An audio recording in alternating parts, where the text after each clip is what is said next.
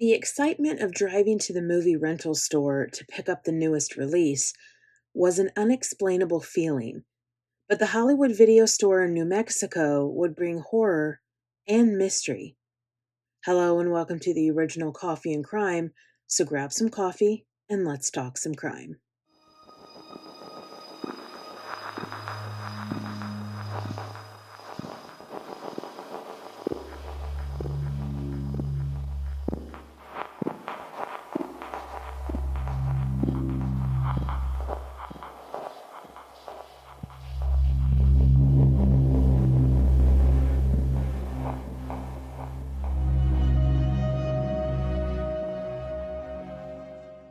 In 1984, a man named Mark Wattles had just left college, and like many young people, he was struggling. His parents had given him and his wife a VCR, which they used as a form of low-cost entertainment. It was cheaper than going out to the movie theaters, paying for a ticket, buying popcorn, candy, and a drink. He would soon think about all the other people in America who were in the same shoes, struggling in their lives, yet trying to find joy in the mundane. So in 1985, Mark borrowed money so he could open Home Theater, a 500 square foot video rental store that offered 300 films. His first store was located in downtown Portland, Oregon. 3 years later, in 1988, Mark formed Hollywood Entertainment and served as the company's president and chief executive. Hollywood video stores later opened in Washington, California, Nevada, and Texas. In 1994, the average store was 7,500 square feet with 16,000 videotapes. And in some instances, the company ordered 70 copies of a popular film for each store, while some stores stocked up to 200 copies of a single film. At that time, each store generated around $1 million, while 78 additional stores were planned to open in 1995. In January of 1995, Blockbuster filed a $10 million lawsuit against Hollywood Entertainment for hiring 5 former Blockbuster employees. Blockbuster alleged that the employees knew some of the company's trade secrets, which could be used to help Hollywood Entertainment. Hollywood Video had 117 stores, compared to Blockbuster's 2,800 stores, so it seems that Blockbuster was worried that Hollywood Video could beat them out.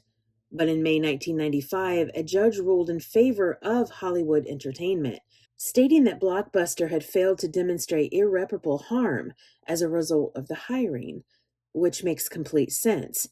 If you are an employer and see that an applicant has had prior knowledge of working at a video store, that makes that applicant go to the top of the pile. You want an employee to be experienced. It's easier to train them and get them out on the sales floor. In late 1997, Hollywood Entertainment announced plans to triple the numbers of stores they had. They wanted bigger and better, which in most cases are a company's downfall. They start off small, become popular, and begin to see revenue. Then they think, hey, we're making so much money, let's open more and more stores. Bad decision. In 1998, CEO Mark Wattles announced Hollywood Entertainment had purchased the internet movie retailer Reel.com in a deal valued at $100 million. Hollywood Video always had a target on their back. And Blockbuster was always watching.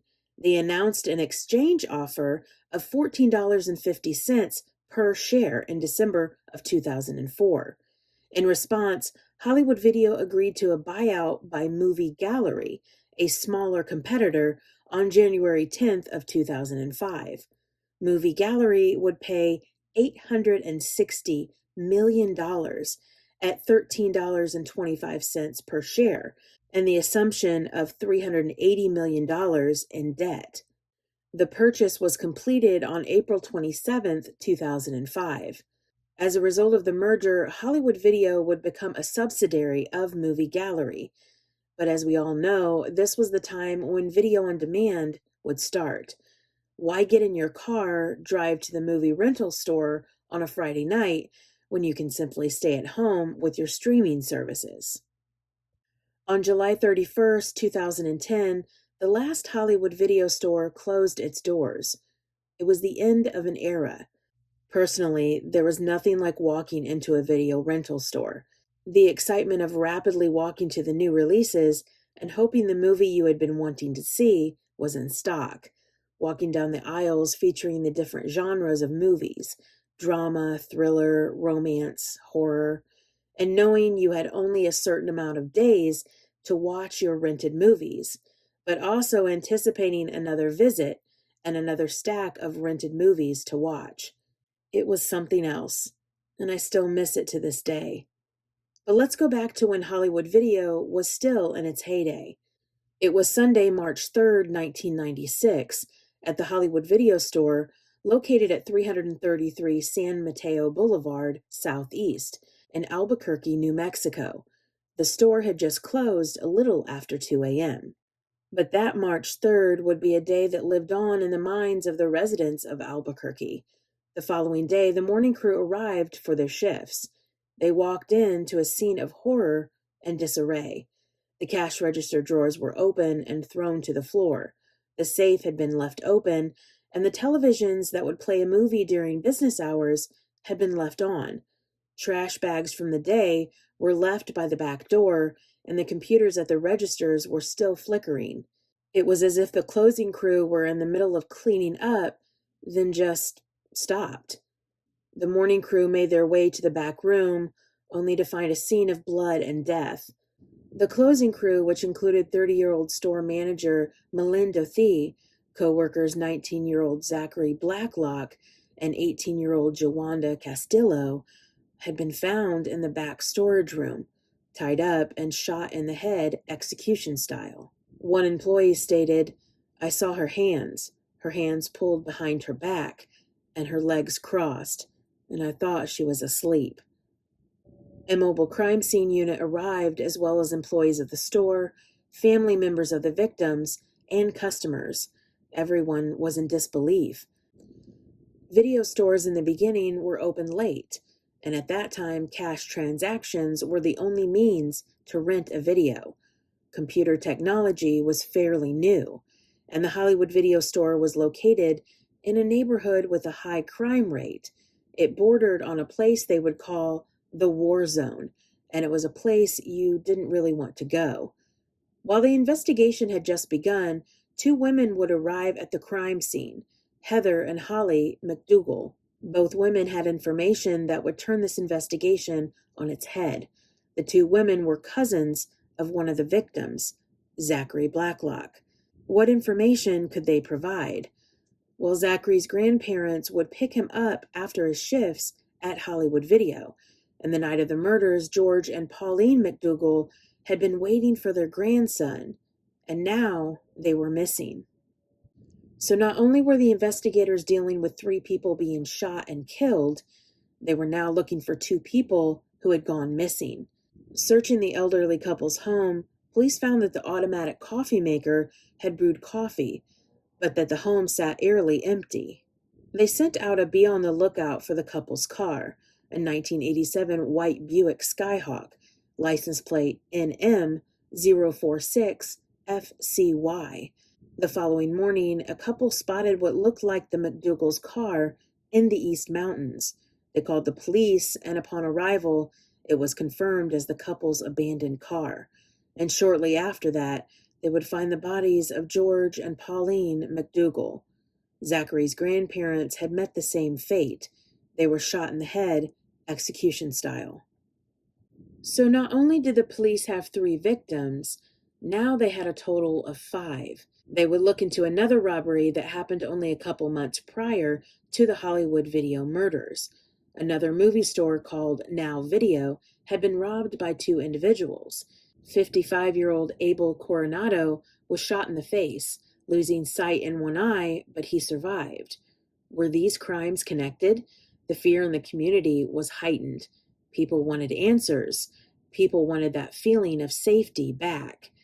Outside of the Walmart located near Hollywood Video, purple and yellow ribbons were being handed out in honor of the victims by local high school students, and the community would attend nightly vigils outside of the store to remember and to hopefully try and understand this tragedy. Every Hollywood video store had video surveillance, so investigators were hoping for some kind of lead. They were sorely disappointed when they found that the surveillance tape had been removed by the suspects. They turned to the final transactions of that night. What investigators discovered was that just before 2 p.m., some of the customers interviewed stated they had seen a male and female inside the store. They were near the back of the store just hanging out. Composite sketches were drawn and released to the media. The Albuquerque mayor had offered a $100,000 reward for any information that could lead to the arrest of these murderers. And police decided to not release the location of where George and Pauline's vehicle and bodies had been found. This detail was kept secret and was only known by the police and the murderers. On March 11th, a man named John LaSalle came forward. John knew something about this crime and specifically talked about the location of where George and Pauline McDougal were found and how they had been killed. This validated him as a credible informant. John LaSalle did have a violent past and had done time in state prison. He stated that his ex-girlfriend, 41-year-old Esther Beckley, along with a man he had known in prison, 27-year-old Shane Harrison, were the killers. They located Esther and Shane shortly after and took them into custody. Esther Beckley had been previously convicted of trafficking cocaine and had done time in prison. She was working 2 jobs as a food server and living in an apartment in northwest Albuquerque. Shane Harrison had been convicted of an armed robbery in 1990. John, Shane, and Esther had reconnected in a community corrections program. The goal of the program was to have individuals be able to put their lives back together after serving time. In the weeks prior to the Hollywood video murders, Shane and Esther had robbed a steakhouse. The community was outraged that the killers were released and put into this program to improve their lives, but instead they decided to rob and murder. As the trial was set, Gary Mitchell, back then a legendary defense lawyer, represented Shane Harrison. His strategy was to put blame on John LaSalle, to accuse him of being the killer. John LaSalle collected a $93,000 reward for his information about the murders, so attorney Gary Mitchell would accuse John of wanting the money and trying to take the focus off of him and place the blame on Shane Harrison.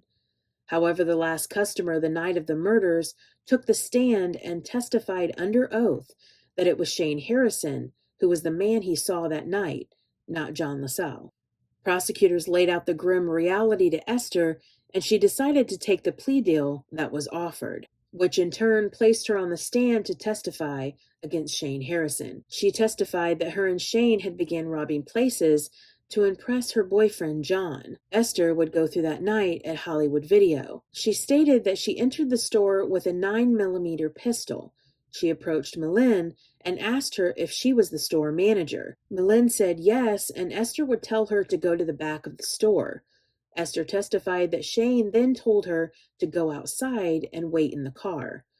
But as Esther was about to leave, George and Pauline McDougal drove up in their car. Shane then tells Esther to go and get into the McDougal's car. She approaches their car and says to them, "It's cold, can I sit with you?" She gets into their car, and while waiting, they hear what sounds like gunshots. Esther sat on the stand and said, "I was starting to try and figure out what to do." And that's when Shane came running out of the store with a Tech 9 in his hand. Shane then takes over the McDougal's car, moving into the driver's seat. He tells Esther to follow them in his car. They drive up into the East Mountains and park. Shane leaves the McDougal's car to retrieve his shotgun from his car, while Esther just sits and waits. Then moments later, Esther hears several gunshots. The jury deliberated and found Shane Harrison guilty of first-degree murder in the deaths of George and Pauline McDougal. But the jury could not make a ruling on the murders of Zachary, Malin, and Jolanda. Shane Harrison was sentenced to 2 consecutive life sentences, plus 198 years, totaling 258 years in prison. The community was confused at how the jury could not find that Shane was responsible for the deaths of Zachary, Malin, and Jolanda, and that the prosecution could not convince them that they had the right people for the murders. Esther Beckley's fate was 2 life sentences for her role in the murders. Zachary Blacklock's mother made an impact statement saying, "I hope you die a painful, horrible death. I hope you have nightmares every night remembering how my parents, my son, and his friends were tortured." Another family member of the victims stated he has no remorse. He is a horrible human being. In 2003, a reporter sat down with Esther at her home in the New Mexico Women's Correctional Facility. Esther sat there, red lipstick on, wearing silver hooped earrings, recounting that murderous night. But there's something that I see while watching her. Esther's red lips are smiling slightly. It's subtle, but it's there. Esther isn't regretful. She's not sorry about the role she played that night. She's just sorry she's in prison. Sorry she got caught. 30-year-old Melinda had moved to Albuquerque 10 months prior to her death. She wanted to be close to her sister and two nieces. She liked to draw and was a good cook. Melin never married and had no children. She had recently been promoted at Hollywood Video as an assistant manager, and her sister had stated that Melin had never came right out and said so, but she sometimes seemed anxious about working late hours at the store. Melin and her sister were raised in Flint, Michigan, and had no other living relatives. Her sister was quoted saying, "She's all I have." Well, she was all I had. 19-year-old Zachary Blacklock had just graduated high school and was working at the video store, saving up money for his future. He had just started working there last summer. He loved photography, music, and art. He had moved in with his grandparents to be closer to the city since he didn't have his own car. Zachary would take the bus to work, but if he had to work late and wasn't able to get a ride from a coworker, he would call his grandmother, Pauline McDougall, to come and pick him up. And even though Pauline was afraid of driving at night, she would still pick her grandson up. She was said to have worshipped her grandson. So if it meant she had to get up in the middle of the night to pick him up, she would do it. Zachary's father said that he didn't know why both George and Pauline would have gone to the video store that night to pick up Zachary. The Friday evening before he was killed, Zachary's father and stepmother had picked him up at the video store and took him out to dinner. Zachary had said he had sent in his resume to Walt Disney World just that week and hoped to hear from them soon. He wanted to work at a Disney resort hotel or at one of their stores. They talked about that if he was hired, he was going to live in one of the apartments they had for their employees, and how he should get a car and how he was saving money. If a Disney World career wasn't in the cards, Zachary had planned on enrolling in a Denver art school to study photography. 18-year-old Joanda Castillo, better known as JoJo, short for Jojo the Clown, because when she was little, she would make everyone laugh. She was a senior at the nearby high school and studied auto mechanics, wanting to be either a mechanic or an emergency medical technician. She planned to go to college, but was undecided on where to attend. JoJo was on the basketball team, ran for homecoming queen, and worked at Hollywood Video to save money. While working at the video store, a homeless man would hang around. JoJo began making him sandwiches and soup for the cold nights. Her mother stated her daughter had a soft heart. She said she was always attached to the underdog. She was caring. She loved people. She loved the world. I couldn't ask for a better daughter. George and Pauline McDougall had been married for more than 50 years. George had been a veteran in the United States National Guard. He had a great sense of humor and was proud of his family. Pauline was a retired secretary from the Albuquerque public schools. She was said to be kind and sweet. 30 years after this tragedy, the Hollywood Video Store is long gone. It's now a small shopping plaza with a Smile Point dental office, a Lantern beauty salon, hair and nail store, a Cricket wireless store, and an H&R Block. A plaque had been dedicated to the victims and had been placed on the Hollywood Video Store building, but when the store officially closed, the plaque was removed.